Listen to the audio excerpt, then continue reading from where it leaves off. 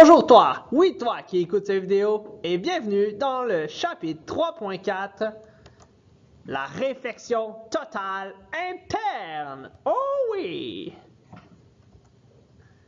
Chapitre 3.4. Excellent!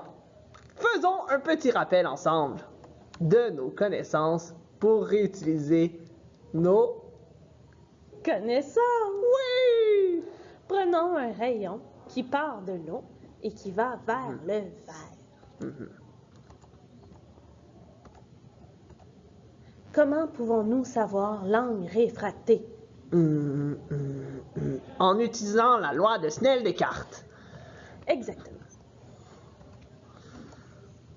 Voici le rayon réfracté. Tu aurais dû obtenir ces réponses dans ton tableau. Excellent. Ça va? Oui, ça va très bien. On va dans un peu plus compliqué. Continuons avec un autre exemple. Voici la situation contraire. Vous partez du vert et vous allez vers l'eau. Prenons le premier rayon ayant un angle de 0 degré. Il ne sera pas dévié. Regardons maintenant le deuxième angle. Il sera légèrement dévié. Nous pouvons faire ceci avec 20 degrés. Puis 30. Es-tu capable de le faire avec 50? 40 avant? Oui. Si je le fais avec 40 degrés, je pourrais utiliser la loi de Snell-Descartes et avec mes calculs, j'obtiendrai un angle de 46,5 degrés. Si je le faisais avec 50 degrés, j'obtiendrais un angle de 59,8 degrés. Avec 60 degrés, j'obtiendrais un angle de 77,6 degrés. C'est comme le chapitre 3.3.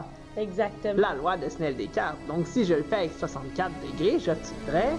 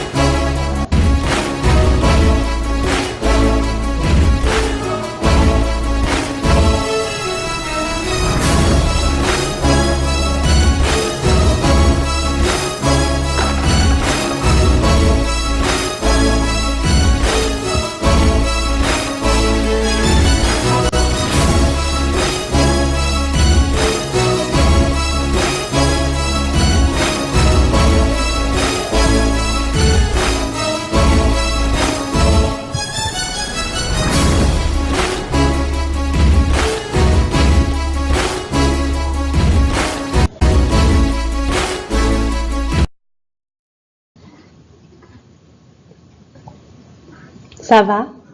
Oh, mais qu'est-ce qui vient de se passer? Tu viens de découvrir l'angle critique. L'angle critique est lorsque l'indice de réfraction du milieu 1 est plus grand que l'indice de réfraction du milieu 2.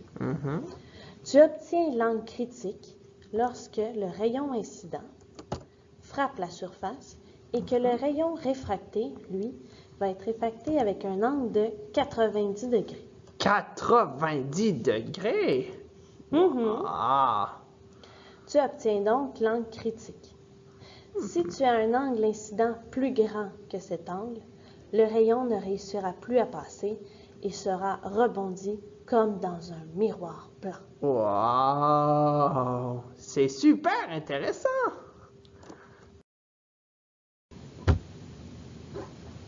Mais dis-moi, comment calcule-t-on l'angle critique? Pour calculer l'angle critique, nous devons utiliser une loi que nous avons déjà vue. Snell-Descartes! Exactement. Wow! Donc, tu prends la loi de Snell-Descartes. Mhm.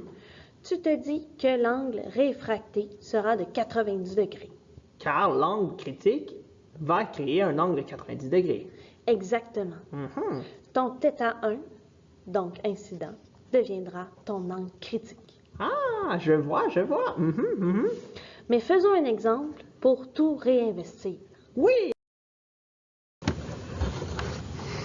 Excellent. Faisons un exemple ensemble. Prenons deux substances. Mhm. La première ayant un indice de réfraction de 1,75 et va vers l'eau. Mhm. L'eau a quel indice de réfraction? 1,33. Excellent. Oui. Tu appliques la loi de... Snell-Descartes. Parfait. θ2 devient alors... 90 degrés, car le θ1 devient l'angle critique. Parfait. Tu sembles avoir tout compris. Mhm.